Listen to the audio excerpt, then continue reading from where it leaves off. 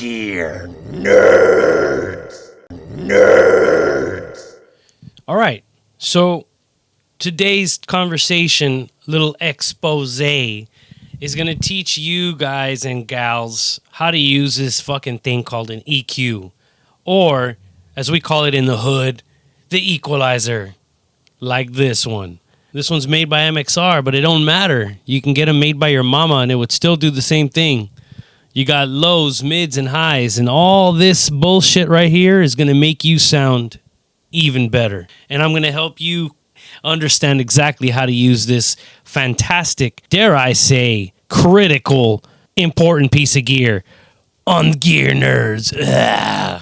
So I'm going to try to show you here with a little visual explanation here how exactly an equalizer works. There's two ways you can use an equalizer. You got that? You can use it as the beginning part of your effects chain or the end of your effects chain. Now, how does that affect you? Well, I'll show you. I really want to help you guys because I've seen a lot of people use this thing, and they don't use it correctly, okay? The intent is there. They have the right gear. They're plugging it in. They're twisting the knobs. They're pulling the faders. But it's just not giving them the impact that they're looking for. And it's a real simple fix. Check it out. Let's go to the whiteboard, the chalkboard. So first off, this is what I'm talking about. EQ is volume. All right, I'm going to pull out my whipping stick. EQ is volume. All right, so you'll have lows, you'll have mids and highs. Lows being the bass stuff, mids being where guitars really like to live, and highs being the sizzle bright stuff, right? And when you overpower the volume, that's how you create distortion. All right, so how exactly does that work? Okay, well, first of all, let me tell you something. When you chop a wave, it'll clip the signal. And when you clip or peak it, that's how distortion happens. The sound of cutting right into the sound. Cutting right into the sound. Cut. Yeah. And that's what's going to give you a chopped signal. What does it look like? Well, let's say here's your zero, right? Meaning silence. And you hit a bass drum and it creates like a boom and it tapers off into silence again. And let's pretend that these two dotted lines are our threshold, the loudest we can get. Now, if you happen to peak or go beyond, you're going to get chopped waves. And when you chop your waves, when you chop that wave, when you chop it up, it's going to create distortion by clipping and cutting.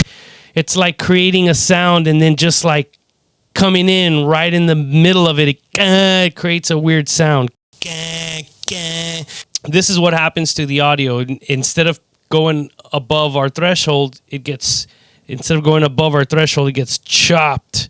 Okay, and that's creating distortion. Okay, now why am I talking about distortion if I'm talking about EQ? Here's a Exhibit A and Exhibit B. Exhibit A is a prime example. Normally, you're going to have your guitar, it's going to go into the amplifier, and you're going to create sick-ass riffs that are going to, piss off your neighbors because they're a bunch of posers and wimps. And so, what I see a lot of people doing is like I drew in Exhibit B. You got a guitar, you got an EQ, and then you're going into the amplifier. That's not going to give you the desired effect. If you're trying to tame your sound, you want to add more bass, you want to add more treble, you want it to be grim and sound like razor blades and icicles, and you think you're immortal, the band, like an Exhibit B, like so, is not going to work for you. It's not going to work. Instead, all you're going to end up doing is you're going to end up driving the power too hard and clipping your signal. Okay, so which means this EQ, you start boosting volume going into the amp, and all that's gonna happen is it's gonna start distorting. It's like getting a pickup that's a humbucker versus like a wimpy Strat pickup. You're gonna hear the difference in the distortion because the humbucker's got more power.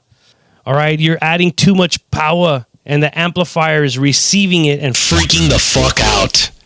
So, solution: EQ after your input. What? What is he saying after input?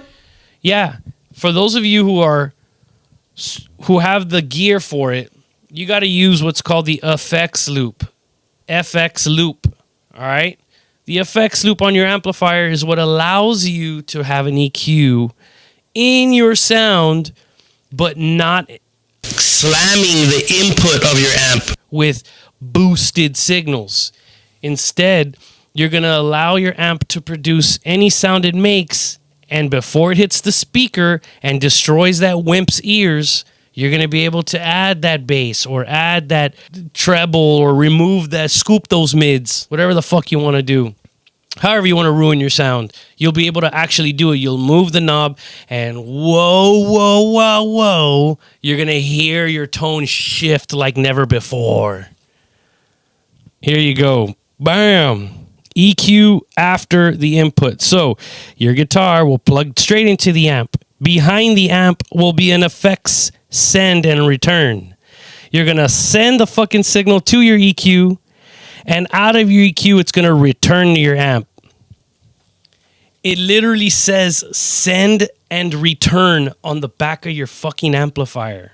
Send the signal like you're sending a virus out into the air, and return signal like you're getting your bullshit income tax returned to you. That wasn't not even a fucking fraction of the money that you fucking got taken from you. Ugh. So when you do that, you will thoroughly destroy all the wimps in your neighborhood with the proper sound, with proper tone.